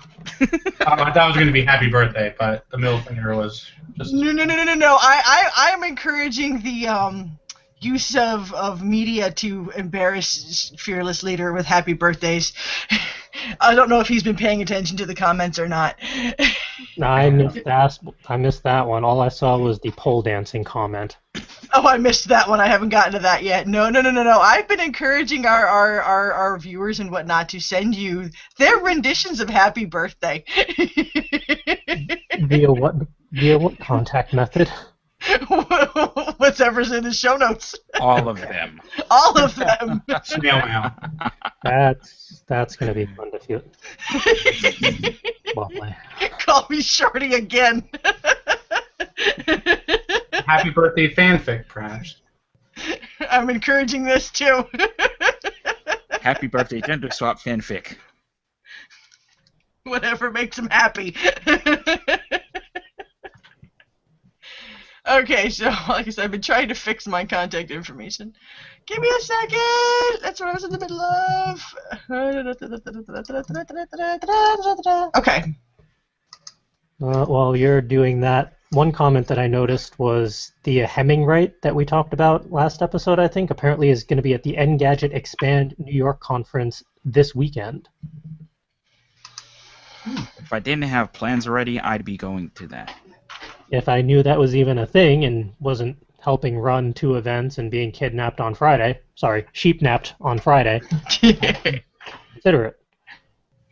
Okay. They must have at least some working models to play with now. That'd be great if they did. I want one. Okay. I think I got a handle on this now. All right. Have at it. Okay, so the best places to find me in my randomness. Probably, let's see, I'll start with Tumblr. The best place to get a hold of me is actually on my personal Tumblr, which is XXX Edcoon, XXX, it's all one long thing, .tumblr.com. It is very NSFW, but I tag it, and I am probably the Nazi about tagging in the group. I'm surprised you haven't smacked me yet. I know it won't do me any good, and I don't want to hurt my hand on your hard head. We've seen what my head can take.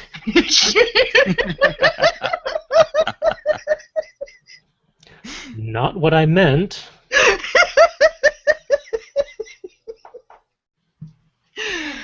Okay, but so yeah. And as we mentioned earlier, you can contact me through our Etsy store. Please do so. I do have a personal Etsy too, but that's all in the show notes. So if you're really that interested, go ahead and look there.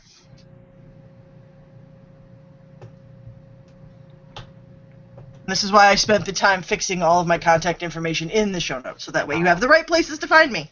Yay. One or two now, though. What's that? We're only sharing 1 or 2 now. I know. That's why I shared the major ones, and I'm good. This just in. Question mark. Breaking news. I now have a new Twitter handle. Woohoo! It's at Mechanical JHI. And don't ask me what the middle initial stands for. Hubris. No. But I see what you did there. And I don't It really appreciate is the first word that came to mind. Shocking. I'm just glad it wasn't horror, because that starts with a W. That's not the word I heard, but okay. All right. On that note, that's going to round out a show in only 1 minute over the limit. And most of that was my fault. We're going to get you for that. No. All right, ladies and menfolk, thank you for joining us for another show. We will see you all next week for episode 67, where we will hopefully talk about how productive we've been in NaNo and everything else. Good luck with that. Nope. Yeah. False. All right. Until next time, all, have a good night. Adios.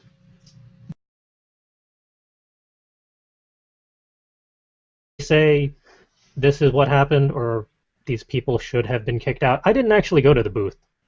I was Although witness. I didn't have time, but Yeah, I was witness to at least one first-hand bootlegger, and a friend of my own that was with us, and John, we love you. him and I both actually approached security about it when we found the first booth. And, of course, we told them everything that was going on, and they're like, okay, no problem, we'll handle it. And then later in the day, the booth is still there. They're still doing business. They've still got clearly illegal things out in the open. Like I said, that left a real bad taste in my mouth. I've seen that happen at other conventions where materials or merchandise that was not in line with the agreements for vendors or artists was brought to the convention staff or security. To the best of my memory, they were asked to leave that day, whatever day it happened to have been addressed, if not banned from all future events for that particular convention.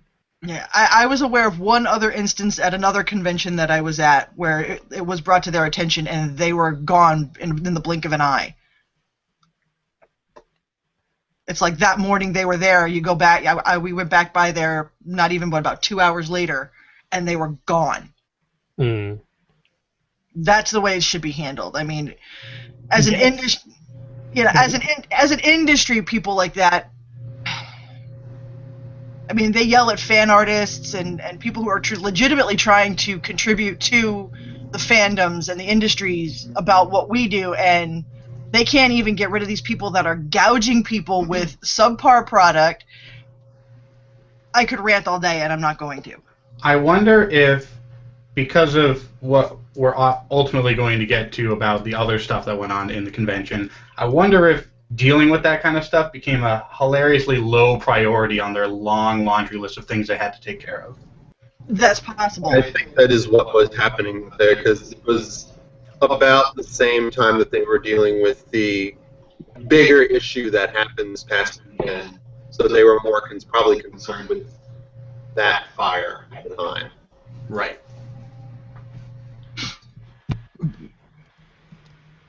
Hopefully that is the case, because if that vendor happens to return for next year and does the same thing, that is just not even remotely accepted. So I have no proof that I actually signed that, which I don't really appreciate, but that's the type of system it was. I had no email confirmation that we actually were approved, because apparently it was a pay-to-play type scenario. Pay the fee, they have a table, you're good to go. And that worked so well. I don't know what back-end system they're using, so I can't really say how complicated it would be to have added an auto-reply feature. Once you finish the whole application process, get just a generic response saying, thank you for applying. Because you're a vendor and you've paid, once this payment clears, you're confirmed as a vendor. Something straightforward like that. I feel like that would have been nice. I had to go through my various industry connections to go behind the scenes to people who worked at that staff to find out that's what happens, that you pay to play. And anybody without those connections would have been shit out of luck. I mean, there's various social media forums where you can ask, like, what's going on here? You can email them, and hopefully they were responsive at some point to some degree. They never did respond to my email that I sent to them via that particular email address, but thankfully we found the answers we needed, so we were lucky in that respect. But we were never told what sort of layout we were going to be given, what the floor layout was, what the building layout was. Are the vendors separated from the artists? Nothing like that. So we couldn't promote who else is going to be there for vendors, where we're going to be in the show until the day of. I would have liked to have done that, because it seemed like a very fun convention at the time. And even still, the day of, like, we still didn't know like who was going to be there as vendors. I still don't know who was there. Like, the best we had was this random map by the information booth that just had the layout of the convention. Just numbers, no names, just numbers. It's really weird, since every other big convention I've ever seen in advance has these floor layouts with who's going to be there. Even smaller ones have that. Yet, not this big one, which has been around for 3 years. Even the smallest convention that we went to this year, admittedly did not give us a floor plan layout, but responded to us saying all the vendors and artists are in the exact same room. It's correct. Good evening, ladies and menfolk. Welcome to episode 66 of Word Ninjas Live. We have survived Rhode Island Comic Con and are already 5 days into NaNoWriMo. No. Yeah. Those are going to be the two main talking points for this week's episode because there's a lot to cover. And because we are all kind of ignoring the fact that NaNo has actually already started, we're going to roll into our first talking point, which is Rhode Island Comic Con 2014. Popcorn time. A fair amount of people are kind of curious as to our perspectives on this from what I've heard and seen over the past couple days, so we want to give a full, proper review. Normally, the whole phrase is the good, the bad, and the ugly. We are going to flip that upside down, effectively, and do the ugly first, then the bad, and end on the good. So, first, the ugly. There was a lot of it, and we all have our gripes in this regard. Rather than just do around the table, I want this to actually be a free-for-all discussion. Anyone can chime in when they so choose. But what were the ugly parts of Rhode Island Comic Con 2014 for us? Oh, can we start with Pack In on Friday? Let's just start with Friday and go forward, because each day has its own ugly moments. We could even start before that. Just the directions to get there were a mess. If we want to start before Friday, let's start with we applied as vendors because the artists' delineation was mostly for actual fan-made art and that style stuff, whereas we're sort of a mix. So I figured vendors would be the more appropriate genre for us. And I mean, they had the both options. It was still cheaper than some other conventions we've done. Great, fine, good. Finally filled out the form after about 2 hours of futzing about with it because it didn't like certain browsers and a digital signature system that didn't like digital signatures. I still don't have an actual copy of that vendor agreement that I signed. We don't really have the full layout yet, but if we do beforehand, we'll let you know. They were responsive, and that was appreciated. Brooklyn Book Festival had like a whole pamphlet that had like all the names, all the schedule, everything. It was like a whole magazine that they gave you. Right. That was a nice one, too. Very. Even a listing of the vendors would have been nice. That's my very frustrating, ugly part for this convention is the vendors were not advertised, period. Not before, not during, not after. Not on their website, not in their little promotional booklet, nothing. Vendors effectively did not exist to them. Even though half the artists were interspersed with the vendors. Yes. Now, I don't know what the behind-the-scenes issues or logistics were. I don't know what the staff abilities were, who was running the website, who was covering that. We just don't know, so I can't really say why they did what they did the way they did it. Just from my perspective, that was incredibly frustrating, and I sincerely hope that they fix that for future years, because to have promotions for artists, special guests, cosplayers, but not vendors. Something just doesn't feel right about that. We can roll that into another problem that happened, but I don't know if you really want to talk about it. It depends on which one. The handling of certain types of vendors. That's on the list, so if you want to kick it off, by all means. Well, because for me, it kind of rolls one into the other. And it makes that even seem worse to me, because they're not advertising vendors. We were unfortunately witness to not so legal vendors. Hmm. And that even makes me, that gives me even more of a sour taste in my mouth when you're purposely not advertising your vendors and then you have these types of people at your show. What are you trying to hide, and why are you being so sketchy about it? That's the way it feels to me. And the fact that when it was even brought to their attention, nothing was done about it. That's an ugly for me personally.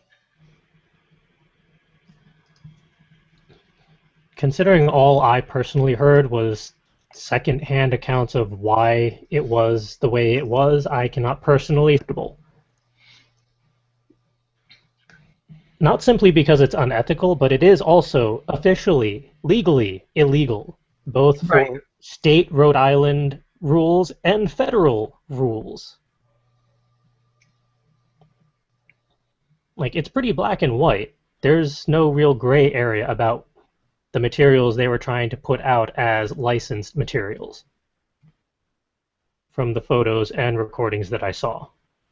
Yeah, and like I said, seeing at least this one booth firsthand myself, it was clearly printer done slips in the cases. They were things that, these things were even like yanked off of YouTube like 5 years ago stuff. It's like, bad porn, live blades, the whole 9 yards. These guys were bad. And there was little kids roaming in and out of this stuff all day long. Yeah, this was a very family-friendly convention in that all ages were allowed. They even had a little kiddie convention area. Did you say there was pornography there? There Yes. was. Are we in Japan or some of the other seedier Chinese places in New York? It was got that impression. hentai. All right, okay. I'm on board now. Sorry, I take it all back. Yeah, no, and this was out in plain sight where even little kids could have gotten their hands on it, picked it up, blatant nudity and whatnot on the covers. I will say that with Kineticon, which is a family-friendly convention, they have specific rules of what is and is not allowed to be viewable on their tables. Exactly. You can have adult material, last I remember, but it has to be shielded, covered, set aside. You can have a sign saying adult materials upon request, stuff like that. Same for artists, just as much as vendors, but not within blatant view. And I will say there is a doujinshi booth that I visit at Kineticon every year, and every year they card me before they let me go through the boxes, which is perfect. They even carded me the one time I looked there, and that's fine. That's perfectly acceptable. Yep. And appreciated, because it shows they're actually paying attention. And they're being responsible about the content that they have. Mm. I'm all for the responsible consumption of pornographic material, but as long as it's responsible. Yes. Before we go for another half hour on this one aspect, shall we dive into the Yes. other part of the ugliness? Oh, you mean the multitude of